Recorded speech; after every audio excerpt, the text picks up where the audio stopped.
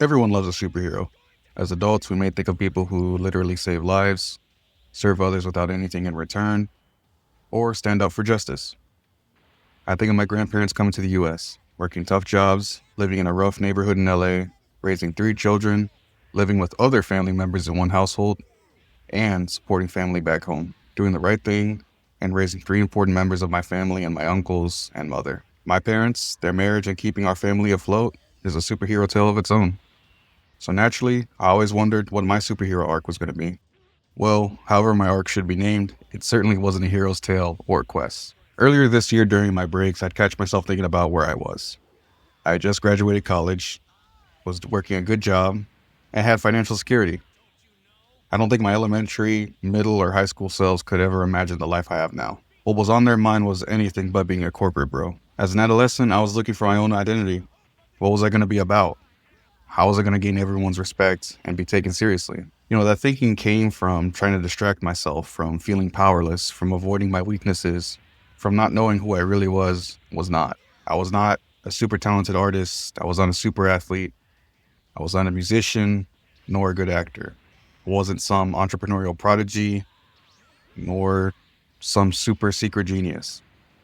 I was not a naturally charismatic person. I was as shy as shy could get and had poor conversational skills. I wasn't the popular guy in school either. I had no friends whatsoever after graduating high school. The cherry on top was having to go to college since that's all I had going on in my life. And I resented it. I wanted to feel special. I wanted to be more. I had to prove it to my families, the quote-unquote enemies I made in school, my friends, my exes. Everyone has to know that I am some sort of quote-unquote chosen one, which was where my heart was getting it wrong this whole time. Not just by wanting to feel special, but accomplished and satisfied. I thought a hero by 18 needs to be accomplished in life and already be either super talented or super smart. I was neither of those things. So what changed? Naturally, I still want to do great things in my life or be able to say I did it. What changed was who I was doing it for as well as why. I used to have a huge ego and I used to love stroking it, which was ironic because I used to have a victim mentality, which was the core of my giant ego. Sure, maybe I had reasons to feel like a victim, but it didn't solve anything, and I only used it for my own benefit, which is why I needed to be humiliated many times throughout my life, because I'm not a hero. Never was. First, I have failed a lot. I've disappointed people, friends, girlfriends, family, even myself, especially when it comes to my faith. Last year, I had many nights where I'm just staring at my ceiling, thinking about all the ways I fell short, and the image of the hero in my head was just broken. And no one really prepares you for that. What it feels like when you've done your best, but it still wasn't enough, or you just totally blew it. Now, don't get me wrong. I don't hate myself, nor do I view myself as a lost cause. Trust me, I used to ask God why all the time, but I get it now. Without those failures and shortcomings, I wouldn't have the heart to do this YouTube thing or try a new martial art next month with that fire to want to win medals and trophies. Second, superheroes save people. I don't. I don't say that to be hard on myself. It's just the truth. The path I took, college, work, becoming independent, was never just about me. It was driven by a quiet pressure to quote-unquote pay it back. If you come from an immigrant background, you might know that pressure too.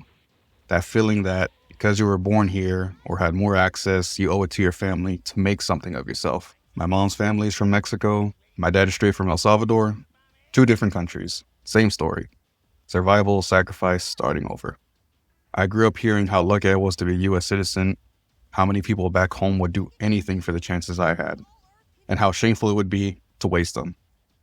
So, I convinced myself I'll be the one to retire my parents, the one to break the cycle, the one to finally win. I worked full-time, went to school full-time, I stopped commuting and moved closer to campus so my parents wouldn't have to worry about me anymore by saving money and not needing to work long hours anymore.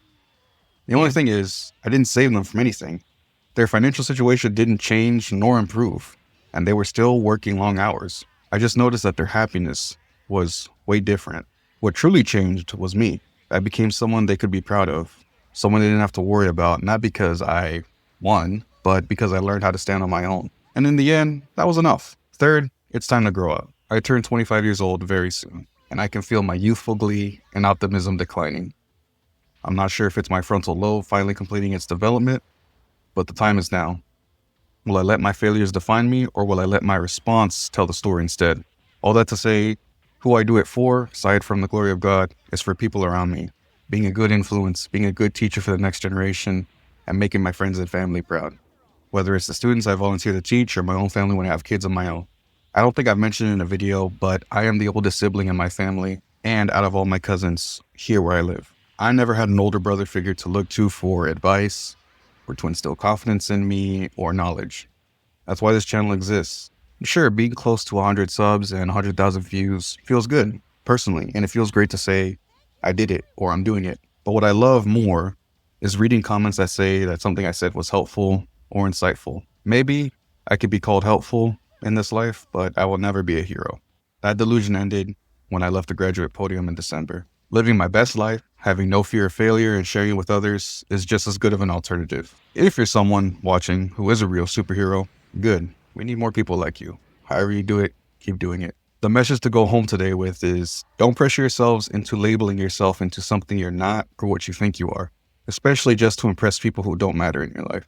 It's okay to be wrong with how you view yourself. What matters is your response and desire to change for the better. But let me know what you guys think. What version of yourself are you letting go of? What hero idea did you used to believe in that you've had to rethink? Most importantly, what does a real superhero look like? And in case no one's ever told you this, you don't have to be one. Just keep showing up. I'll catch you guys on the next one. Take care.